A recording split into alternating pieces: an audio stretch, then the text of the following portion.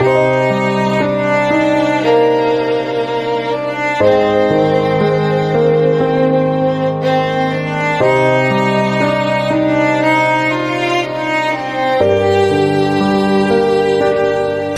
katika Shuhuda za Kweli, na leo tunaendelea na ushuhuda wa mtumishi wa Mungu ambaye alikuwa ni wakala wa Shetani, na leo tutaingia katika sehemu ya 8 ya ushuhuda huu wa Jonas Lukuntu Mpala kutoka pale nchini Kongo. Wakati wacheza mieleka hupita barabarani, kwanza ikiwa kuna mwanamke mjamzito atapoteza mimba yake moja kwa moja kwa kuharibika kwa mimba. Lakini pili, huiba uzazi wa wasichana wadogo. Kuna baadhi ya wasichana wanajikuta hawana uwezo wa kuzaa kwa sababu waliwafuatilia wacheza mieleka wakiwa wadogo.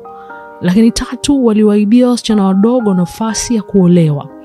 Biblia inasema hivi katika Mhubiri 7:14, wakati unapokuwa mbaya tafakari. Mpendwa, tafakari, jaribu kujua chimbuko la hali unayopitia.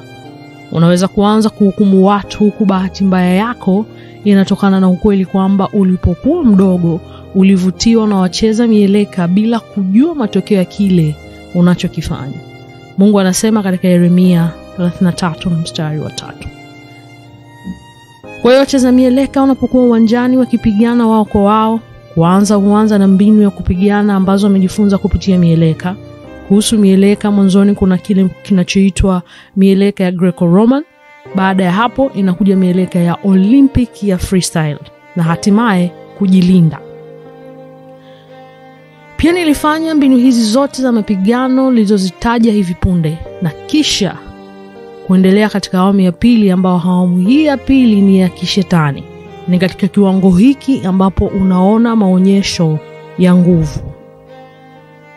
Wakati fulani wa vita, mtu hupiga tarumbeta, ikiwa na maana mbili: kusimamisha majeshi ya pepo wa mpinzani na kuita majeshi ya pepo ambayo yanampendelea mpiganaji huyo.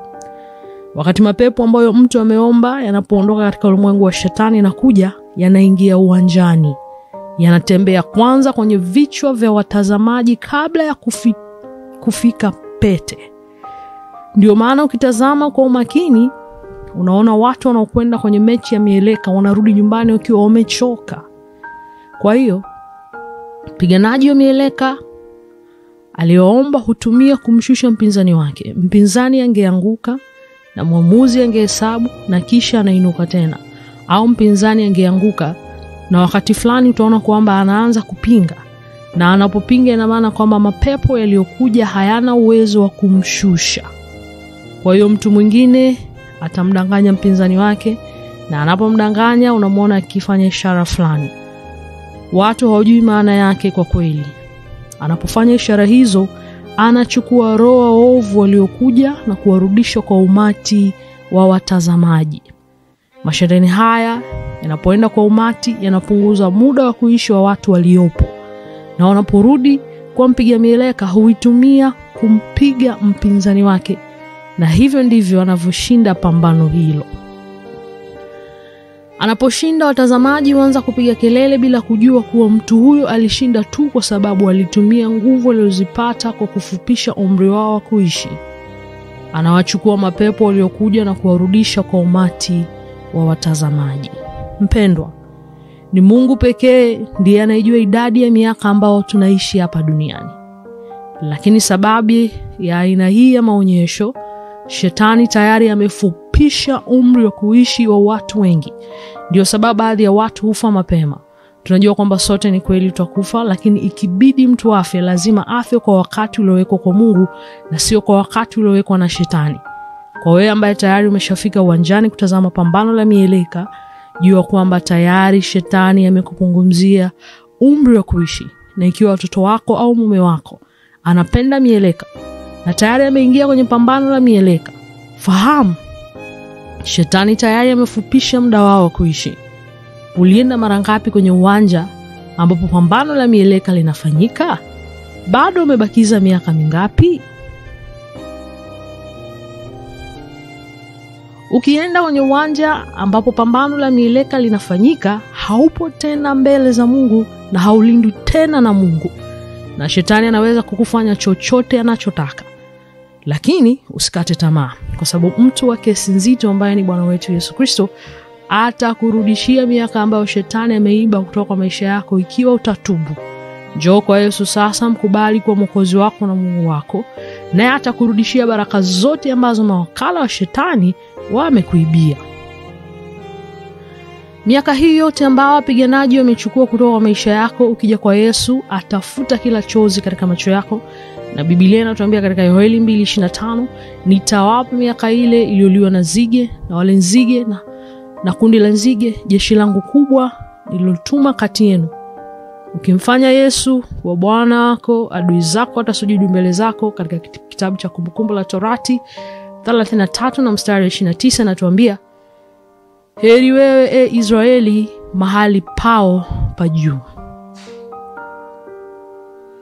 Nguvu ya kusifu na kuabudu.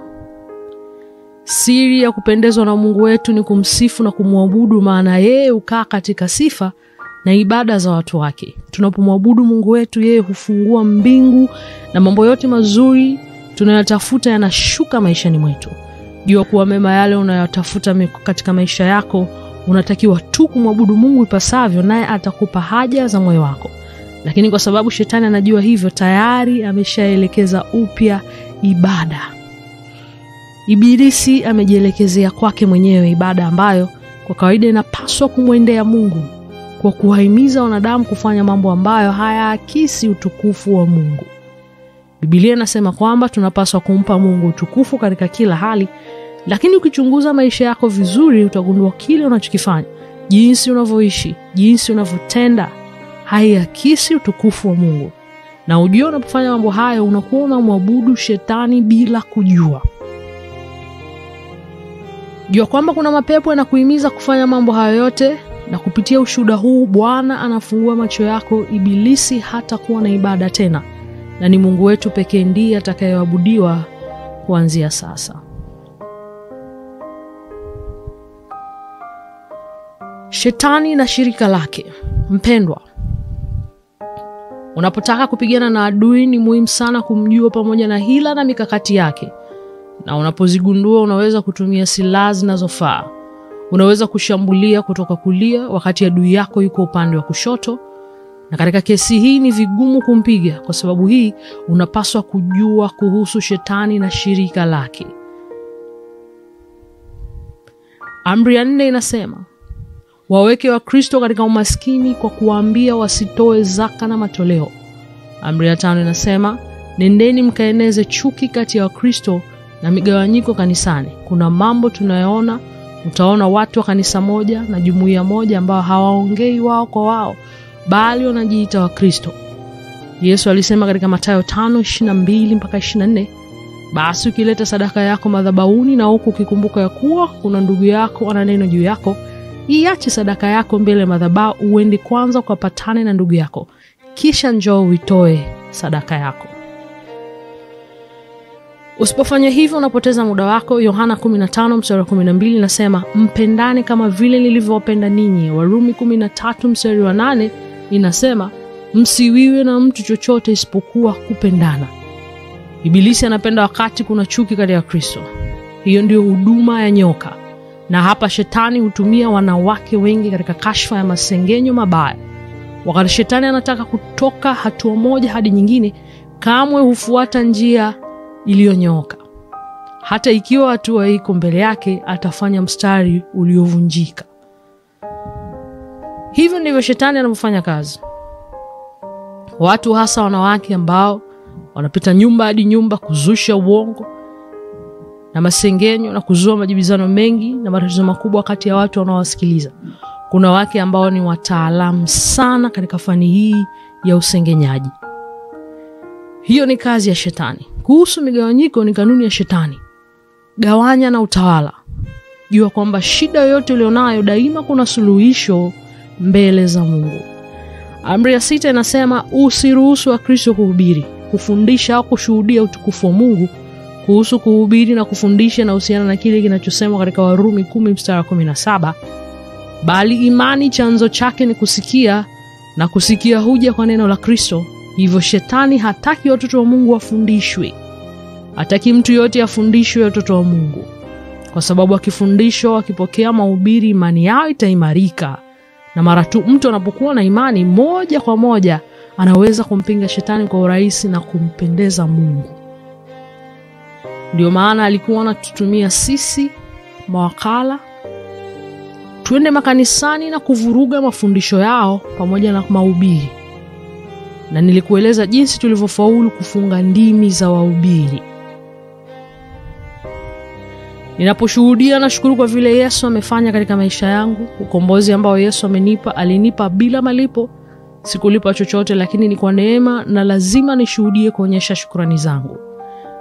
Amri ya 7 inasema, nendeni mkaeneze mitala na nitakuwa na nafasi kadhaa. Siku hizi kuna baadhi ya makanisa yanaunga mkono ndoa za wake wengi, na kuna baadhi ya wachungaji ambao hata wanaendeleza mitala. Jueni kuwa ni amri ya shetani. Tunasoma Mwanzo 2:24. Biblia inasema, kwa hiyo mwanamume atamwacha baba yake na mama yake, ataambatana na mkewe. Hapa inasema wazi kwamba atashikamana na mkewe na si wake zake. Jua kwamba mapenzi ya Mungu ni kwamba kila mwanaume awe na mke mmoja tu ikiwa ameoa. Kuwa wake wengi na kuishi pamoja ni dhambi mbele za Mungu. Kipengele cha 2 cha amri hii kinasema, nitakuwa na roho nyingi. Inamaanisha tu kwamba watoto ambao watazaliwa katika ndoa hizo zilizobuniwa ni roho ambazo tayari ziko kwa Lucifer. Ndoa za namna hii ambazo haziko katika mapenzi ya Mungu, dhambi zetu, na dhambi hiyo ina madhara makubwa kwa watoto watakaozaliwa kupitia ndoa hii, kwa sababu wanazaliwa tayari chini ya laana. Wewe uliyetoka kwenye ndoa ya wake wengi, hukuomba wazazi wako kuzalisha katika ndoa ya namna hiyo. Unachoweza kukifanya ni kumwomba Mungu msamaha kwa dhambi hii ya wazazi wako, na kumsihi Bwana Yesu akutakase kwa damu yake na kuifuta dhambi hiyo. Kwa njia hiyo, damu ya Yesu itakuweka huru na shetani hatakuwa na nguvu tena juu ya maisha yako. Amri ya 8 inasema, watiini Wakristo chini ya ibada ya sanamu. Watieni Wakristo chini ya ibada ya sanamu. Utaona baadhi ya Wakristo ambao wana picha za Yesu wa uongo, mwenye moyo mwekundu na sanamu za Mariamu kwenye nyumba zao. Biblia inasema kwamba alaaniwe mtu yule anayedanganya. Ninajua ukweli kuhusu Katoliki, na nisipowaambia nitalaaniwa. Nitazungumza juu ya uchawi mtakatifu kwa undani, kwa sababu nimeanzishwa katika uchawi huo wa kasisi wa Katoliki wa Hispania. Najua ukizungumzia Katoliki ni kuchochea vita, kwa sababu Katoliki ni serikali nzima. Wafuasi wengi wa shetani hujificha katika kanisa Katoliki na watajaribu kupigana nami. Siogopi. Ninajua kitu kimoja, mradi utume wako ambao Yesu alinipatia haujakamilika, sitakufa hata nitendewe nini. Najua, nina imani. Biblia inasema, ikiwa Mungu yuko upande wetu, nani aweza kuwa dhidi yangu? Watapigana nami, lakini hawatanishinda kamwe. Jua kwamba mtoto wa Mungu hawezi kuogopa kifo, kwa sababu kwa kifo ni usingizi na parapanda italia, atafufuka ili kumlaki Bwana hewani. Ikiwa mtoto wa Mungu bado anaogopa kifo, ni angalau uthibitisho kwamba bado kuna dhambi katika maisha yake, na hata kama anaogopa kifo ni ya milele. Halafu ni afadhali kufa kwa ajili ya Yesu, maana hata ukijificha, hata ukiwa na madaktari bingwa wa dunia, ujue kifo hakitauliza maoni ya mtu, ila kitakuja na kukuchukua. Afadhali upatanishwe na Mungu aliye hai kabla hujachelewa. Watu wengi wanaamini wakifa leo ndio mwisho. Hapana. Nilazimika kukuambia ukweli, ukifa katika dhambi ujue ni mwanzo wako wa mateso. Achana na maisha ya dhambi, maana dhambi inakupa nafasi ya kumfikia shetani katika maisha yako. Ibilisi hupata nguvu zake katika dhambi. Hata Biblia inatuambia kwamba uchungu wa kifo ni dhambi. Amri ya 9 ina sehemu 2. Sehemu ya kwanza inasema Wakristo walio chini au wanadamu wote kwa ibada ya mababu. Akizungumzia ibada ya mababu, unaweza kukupa mfano chini kwa chini. Kuna watu ambao bila kukusudia huangusha chakula kwenye sakafu huku wakijiambia ni kwa ajili ya wahenga, na dakika chache baadaye utaona kwamba chakula hicho bado kipo na wakati mwingine kuna hata mbu ambao huja na kukaa juu yake. Mpenzi wangu, ni upuuzi kweli kweli. Ibilisi ndiye anayekutesa hivyo. Je, mababu zako walikuwa mchwa? Nitakupa mfano mwingine wa desturi ya ibada ya mababu, ni kuhusu ukabila. Lucifer mwenyewe alituambia kwamba ukabila katika kanisa ni ibada ya mababu. Kuna baadhi ya makanisa ambayo ukabila umepamba moto. Mtu anateua watu kulingana na makabila yao. Kama watoto wa Mungu tuna baba yule Mungu. Kwa hiyo ukiona makanisa yana ukabila, ujue shetani anatawala huko. Bado tukizungumza juu ya ibada ya mababu katika dini nyingine, mtu anakuambia kuwa ni ngumu kumfikia Mungu. Lakini bado kuna watu walilenga ukamilifu wakati wa maisha yao ya kidunia, na watu hawa wanaitwa watakatifu. Kwa hiyo watakwambia kwamba ni lazima kwamba uwaombe watakatifu, na wao watampelekea Mariam sala hiyo, ambaye naye atamkabidhi mwanae Yesu Kristo, naye atamkabidhi kwake Baba.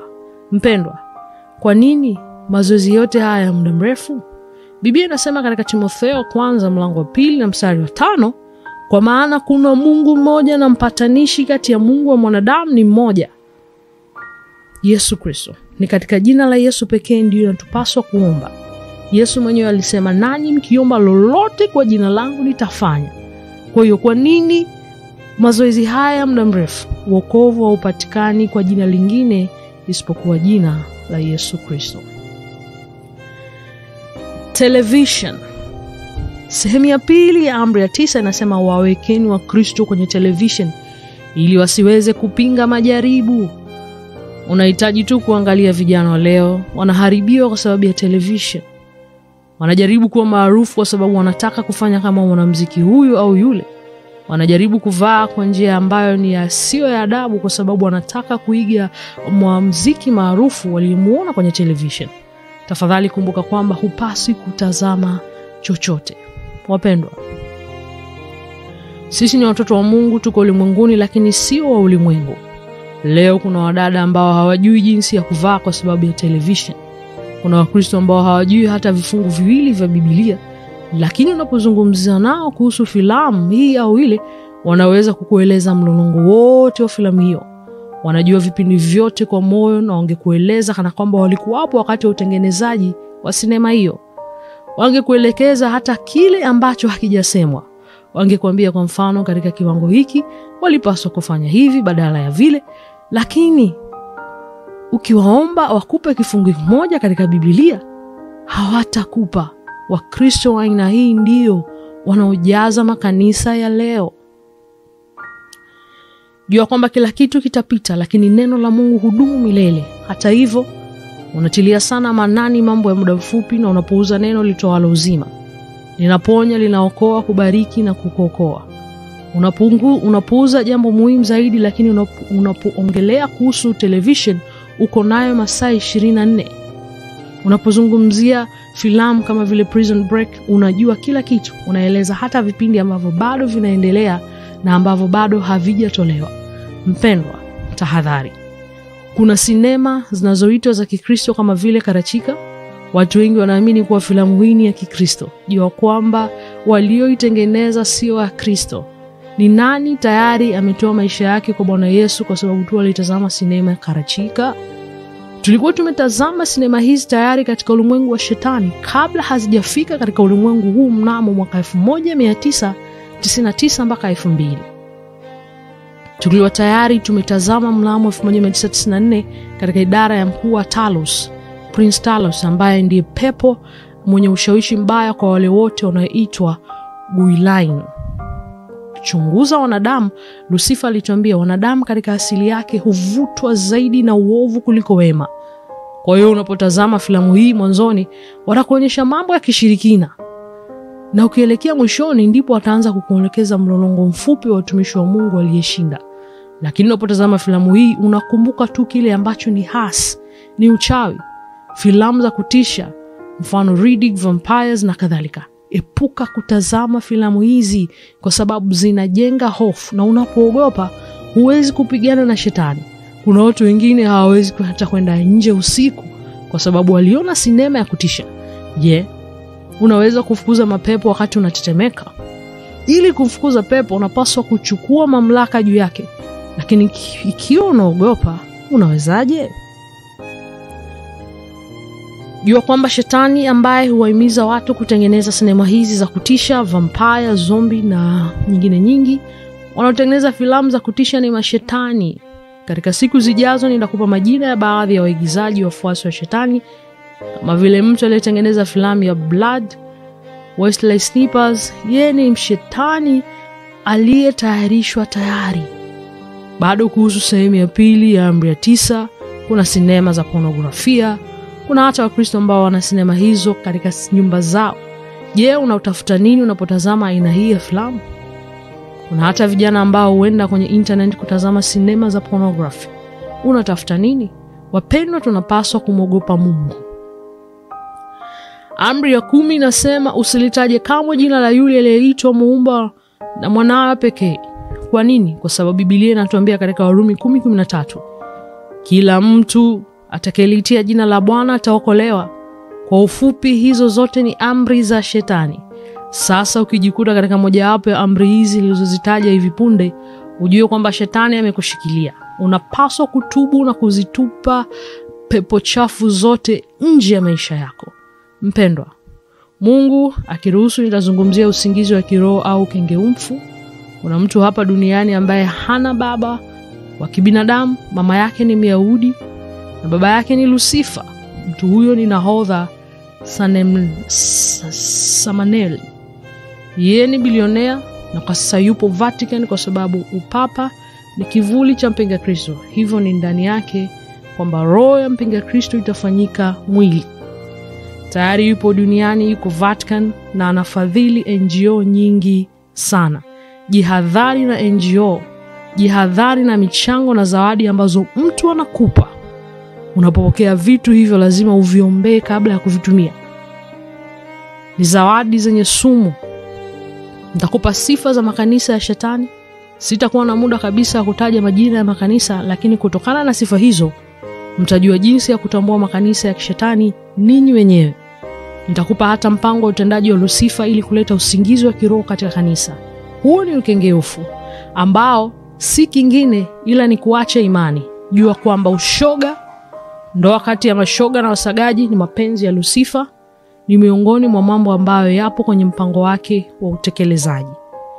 Katika dunia hii, mpendo wangu, kuna majeshi mawili katika upinzani. Na upande mmoja jeshi la shetani na upande mwingine jeshi la Yesu. Kwa kuwa jeshi la shetani kamanda mkuu ni Lucifer mwenyewe, kuhusu jeshi la Mungu, amiri jeshi mkuu ni Yesu, mfalme wa wafalme. Majeshi haya mawili kila moja ina sehemu mbili. Sehemu isiyoonekana ya jeshi ya shetani ni shetani, malaika walioanguka na mapepo. Sehemu inayoonekana ni uchawi, upiganaji mieleka na wanadamu wanaofanya kazi kwa ajili ya shetani. Kwa jeshi la Yesu, sehemu isiyoonekana ni Yesu na malaika waliobaki waaminifu kwa Mungu, na sehemu inaonekana ni kanisa. Sio tu kanisa lolote, bali lile ambalo udhihirisho wa Roho Mtakatifu unakubaliwa. Neema na iwe pamoja nanyi nyote mlio katika Kristo Bwana wetu. Basi hapa ndio mwisho wa sehemu ya 8 na nikukaribisha uendelee kufuatilia sehemu ya 9 ili uweze kujifunza zaidi. Lakini pia endelea kusubscribe na kushare zaidi kwa watu wengi ili wapate ushuhuda huu. Ubarikiwe.